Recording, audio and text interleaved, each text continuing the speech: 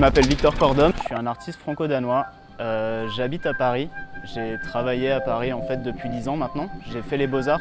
J'ai travaillé dans l'atelier de Tadashi Kawamata, qui est un sculpteur, et de Dominique Gauthier, qui est un peintre.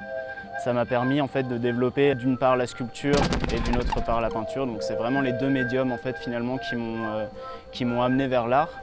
Et ces deux médiums, ils m'ont permis d'envisager un espace d'exposition plus immersif en fait finalement, presque en fait d'oublier les frontières en fait entre la peinture et la sculpture pour plus m'intéresser à la forme, à la couleur.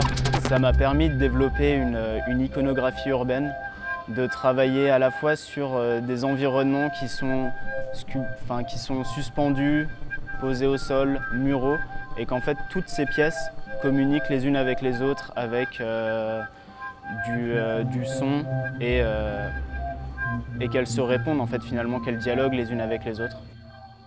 Alors l'œuvre que je présente en collaboration avec Art in Space, c'est une peinture en mouvement. Du coup, c'était vraiment l'idée de proposer en fait une forme picturale qui évolue. Une forme picturale qui évolue sous 24 heures. En fait, finalement, je me suis inspiré de toute l'évolution qui peut être dans une ville pendant 24 heures, c'est-à-dire les moments où les personnes vont se déplacer, les moments où les personnes vont aller travailler, manger, faire la fête, dormir.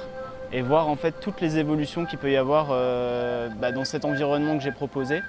C'est vraiment l'idée plus que d'une animation, c'est peut-être plutôt l'idée d'une peinture en mouvement, une peinture évolutive.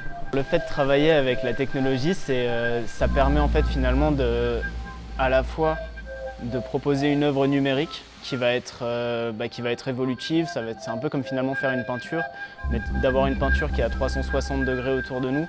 Ça enlève les murs blancs, ça enlève tout ce qui est superflu en fait finalement dans un espace d'exposition.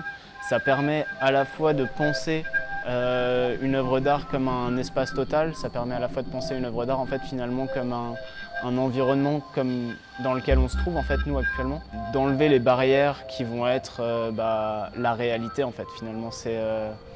Ça permet de prendre le spectateur, de le plonger directement dans l'univers artificiel qu'on lui propose, et de faire un saut en fait finalement dans l'œuvre d'art.